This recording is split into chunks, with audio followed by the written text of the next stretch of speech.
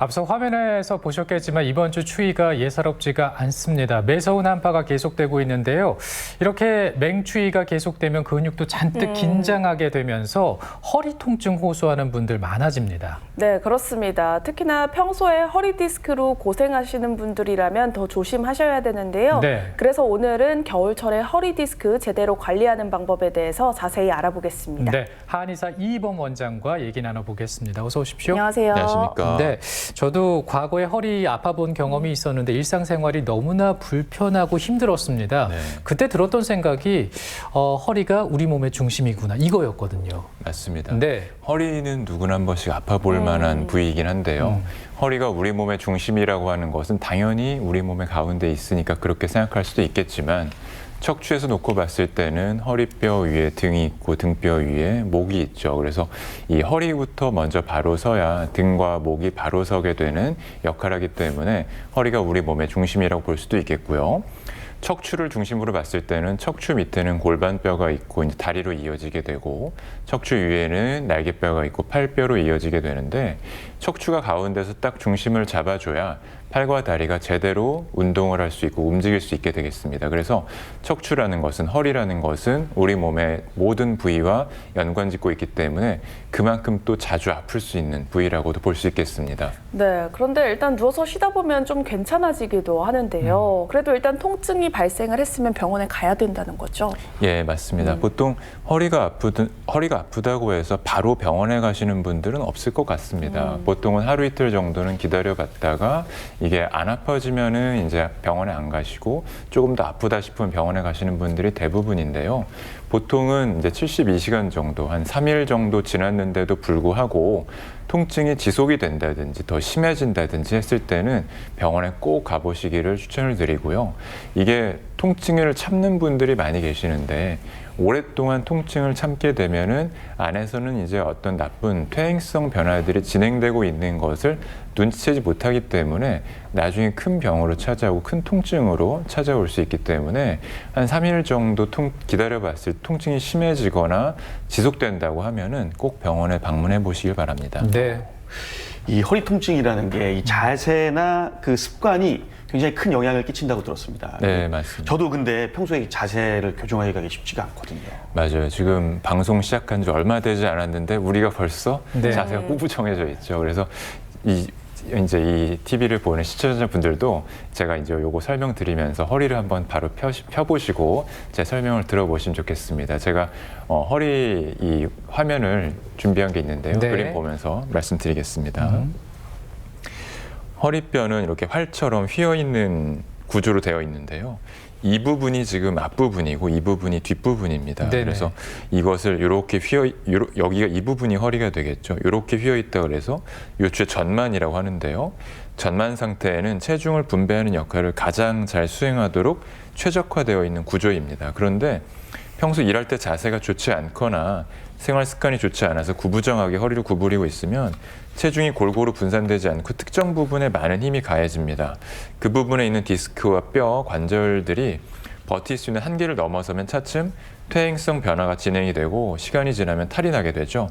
그리고 또한 뼈나 관절 디스크에는 혈액을 통해서 영양물질이 들어가서 그 대사산물이 밖으로 배출이 잘 돼야 되는데 자세가 좋지 않다고 하면 이런 과정들이 원활하게 이루어지지 않도록 되겠죠. 그래서 허리 평소에 자세라든지 생활 습관이 굉장히 중요할 수밖에 없는 이유가 되겠습니다. 네, 정말 그 자세가 너무나 중요하다라는 말씀 또 한 번 강조해 주셨는데, 근데 이제 허리 디스크로 고생하는 분들이 워낙 많지 맞아요. 않습니까?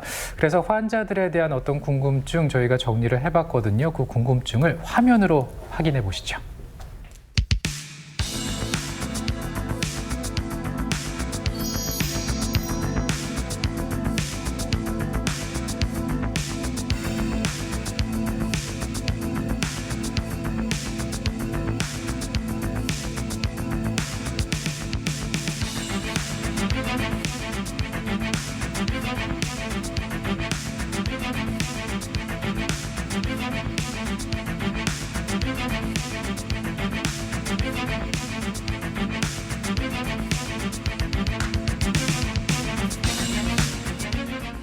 일반적으로 농사를 오랫동안 지으신 분들께서는 허리라든지 다리라든지 불편한 곳이 많을 수 있는데요. 예전에 무릎 수술을 한 경우에 이번에는 지금 허리부터 다리까지 불편한 곳이 있는 건데 일단 결론적으로 말씀을 드리면 허리의 문제로 인해서 발생했을 가능성이 크다고 보입니다.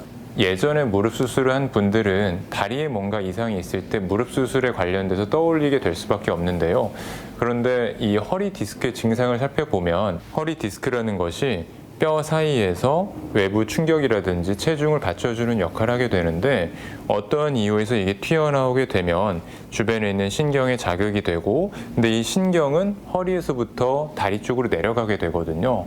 그래서 허리에서 문제가 발생한 것 때문에 엉덩이라든지 다리 쪽으로 불편한 증상이 생기게 됩니다. 일반적으로 무릎 관절에 문제가 있는 것이 위로 올라오는 통증을 나타내진 않거든요. 그렇기 때문에 무릎 관절 수술을 예전에 하셨다고 하더라도 지금 같은 경우에는 허리 때문에 허리서부터 엉덩이, 다리 쪽까지 불편한 게 생겼다고 볼 수 있겠습니다.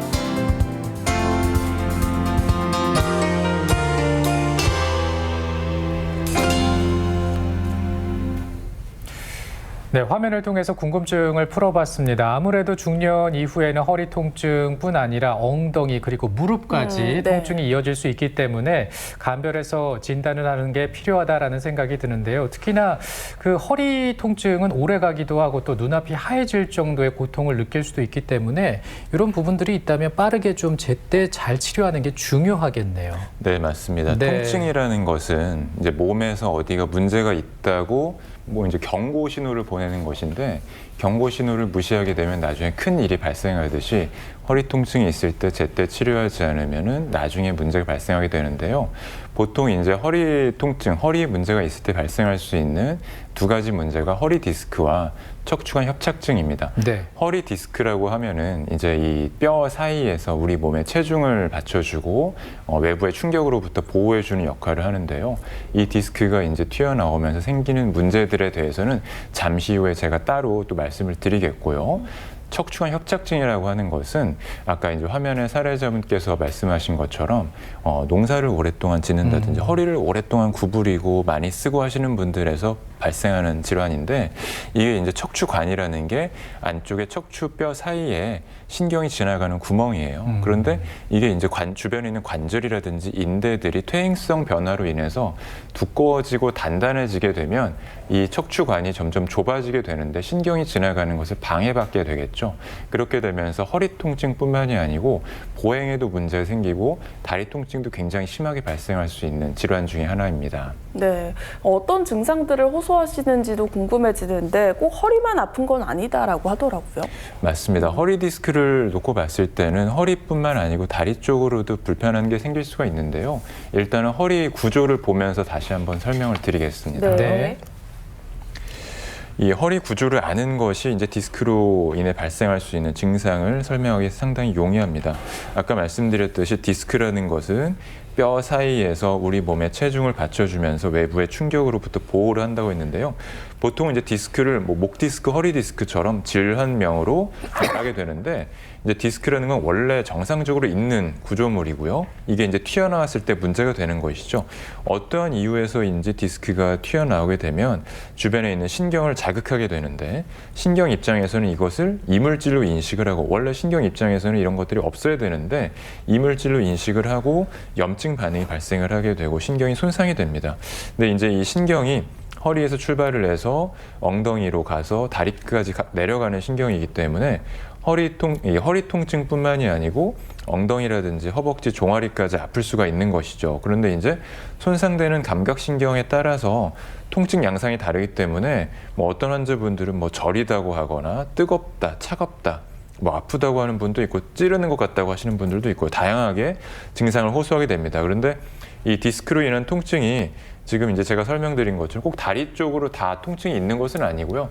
디스크가 안 좋다고 하더라도 허리에만 통증이 있는 경우들도 많이 있습니다. 그래서 일단 허리 통증으로 치료를 하는데도 이게 통증이 계속 비슷하다든지 더 심해지는 경향이 있다고 하면은 디스크로 인한 문제들을 한번 의심은 해봐야 되겠습니다.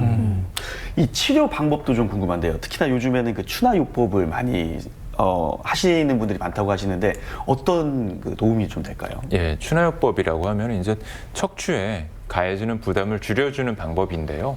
허리뿐만이 아니고 뭐 등이라든지 목에 다 시행할 수 있는 치료 방법이 되겠고, 일단 허리에 한정해서 말씀을 드리면 이 허리뼈 이제 관절을 넓혀주고 가동성을 늘려주고요. 근육을 이완시켜 줌으로써 허리를 튼튼하게 해서 이제 계속 안 아프게 쓸 수 있도록 그렇게 하는 효과가 있고, 또 한 가지는 허리 통증의 일단 가장 큰 원인은 허리에 문제가 있겠지만, 두 번째로는 골반에서도 문제가 발생해서 허리에 영향을 주거든요. 네. 골반이 비대칭이 돼서 틀어져 있어서 허리 양쪽에 가해지는 힘이 달라지면은 허리 통증이 발생할 수 있기 때문에 추나요법을 통해서 골반을 교정하는 것도 허리 통증에 큰 도움이 될 수 있습니다. 네.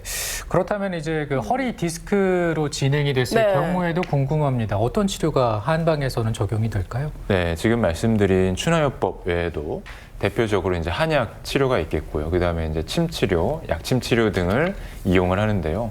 한약이라고 하면 이제 전통적으로 이제 식물, 이제 한약재를 가지고 이제 약을 만들어서 복용을 하는 것인데, 효과가 디스크 주변에 있는 염증 상태를 줄여주면서 신경이 손상된 걸 회복시켜 줌으로써 허리 통증과 다리 통증, 다리 저림을 효과적으로 줄일 수가 있겠고, 네네. 그 다음에는 이제 약도 여러 종류가 있기 때문에 네. 초반에 통증이 심할 때는 이처럼 염증을 줄이는 약을 먼저 쓰지만, 나중에 통증이 줄어들고 이제 회복 단계에 가서는 허리 주변의 근육과 인대를 탄탄하게 보강시켜주는, 뼈를 튼튼하게 만들어주는 약을 씀으로써 나중에 허리 디스크가 또 문제를 일으킬 것을 재발하는 것을 방지하는 효과가 있습니다.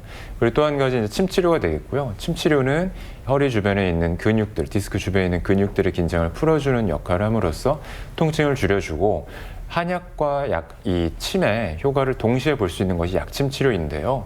쉽게 말하면 한약물을 주사로 만들어서 직접 혈자리에 주입을 한다고 보시면 되겠습니다. 네네. 그래서 약을 먹어서 흡수가 돼서 예전에는 이제 그것만을 이용했지만, 요즘에는 그것을 바깥에서 주사로 주입해 줌으로써 한약의 효과, 침의 효과를 동시에 볼 수 있는 방법이 되겠습니다. 네. 그렇다면 치료 기간은 얼마나 걸리는지, 또 부작용은 없는지도 궁금합니다. 예, 허리 디스크가 심하지 않고, 하나가 튀어나와 있는데 심하지 않고 증상이 크지 않다고 하면은 한 달 정도 치료하면은 대부분 좋아지고요.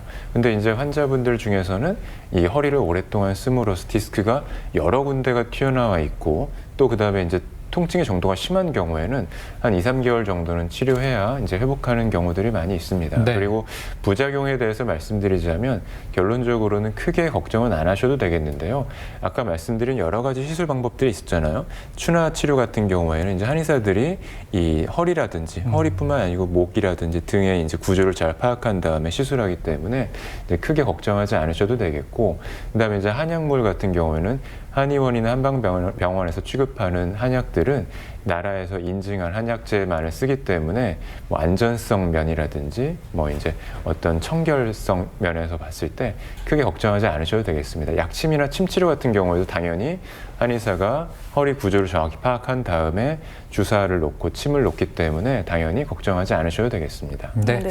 알겠습니다. 오늘 한의사 이희범 원장과 함께 허리 통증, 허리 디스크 증상부터 또 치료하는 방법까지 자세히 좀 물어봤습니다. 도움 되셨으면 좋겠습니다. 오늘 잘 들었습니다. 감사합니다. 성호 씨 오늘 고맙습니다. 네.